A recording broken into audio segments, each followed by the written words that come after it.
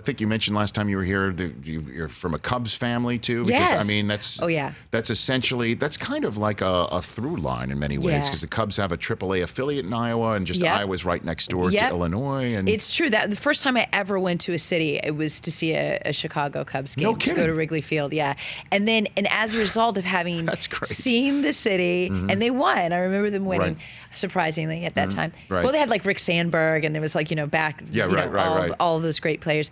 And but that's when I decided I wanted to go to college in Chicago, and so I ended up going to Columbia College in Chicago. But that was like my first taste of a big city. So your family took you to Wrigley Field. Yeah. You saw Chicago. Yeah, I saw like buildings. I grew up in a town of 700 people. I was like, oh wow, these are skyscrapers. Holy Right. Oh my God. I want to live amongst these and not the cows. Right. You know what I'm saying? And then you wound up going to college And I there. wound up going to college there. And then from there, I moved to New York because, I wanted bigger skyscrapers. Sure.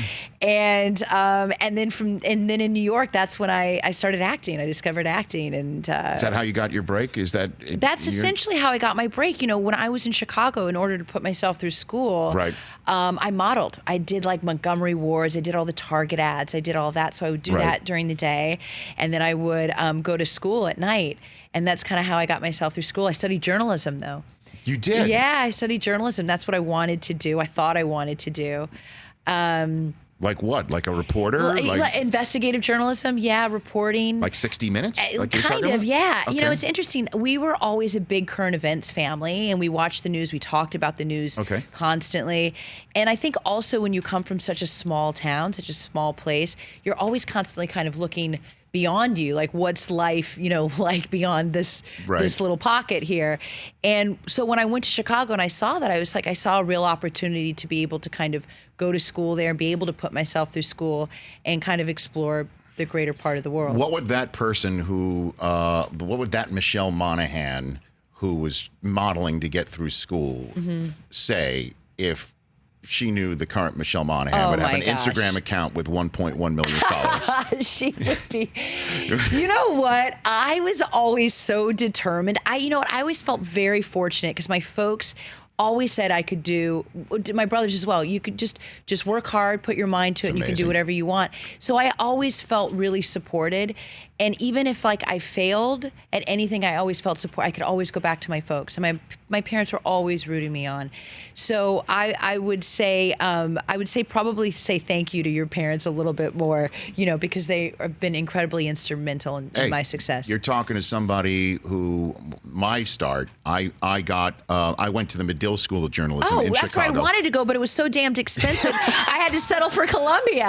Well, I went there. So you mean you didn't model? Well, no. Is that what you're saying? Well, excuse me. No, back in the day, I could have, but I did not. No, I actually did. I stringed high school games in Wheeling and Schaumburg and out for the Chicago Tribune to just make a few bucks. Right. But my parents were like, go ahead, load up on student loans. We've got your back. Yeah. Especially when I got out of there, my first job was in Redding, California, doing the nightly sports. Wow. For, I'm not kidding you, $6.50 an hour. I believe it. It's the lowest paying degree coming out of school. And I didn't even graduate. I left right before my senior year because of specifically that, realizing after having done internships and things like that, that I was going to have to go back to Iowa and essentially be a one-man band.